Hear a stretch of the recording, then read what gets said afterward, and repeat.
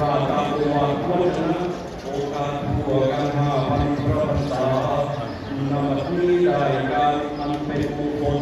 ในพิธีมหาพุทธาภิเษกวัตถุมงคลรุ่นผู้แทนมันเสือในครั้งนี้ขอเทศนาเจ้าคณะได้โปรดเทศศาสนาพระองค์สมเด็จพระสัมมาสัมพุทธเจ้าเสด็จมาช่วยประทานพรชัยประสิทธิให้วัตถุมงคลรุ่นนี้ศักดิ์สิทธิ์มีฤทธานุภาพพุทธานุภาพธรรมานุภาพสังฆานุภาพมีชื่อเสียงโด่งดังเพื่อได้นำปัจจัยนั้นมาประกอบบุญสร้างวัดสวนธรรมกิริภายใต้บารมีแห่งองค์ปู่ศิวะสิริจันโทพุทธวาจาประสิทธิมหาประสิทธิธรรมวาจาประสิทธิมหาประสิทธิสังฆวาจาประสิทธิมหาประสิทธิโอวันวิตวาจายะปังเมสกัลยะสัมภิยายัง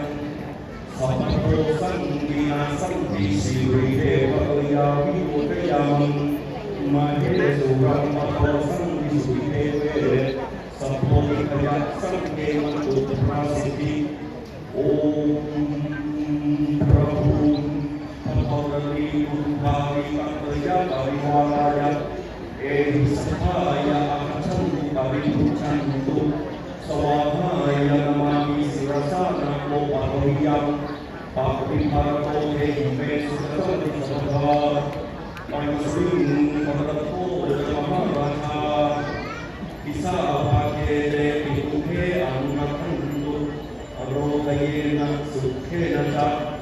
อาเทสิงคันโตจะมหาราชาพิสาภาเกเตปิตุเทอนุนันตุอโรกเยนะสุเขนะจัก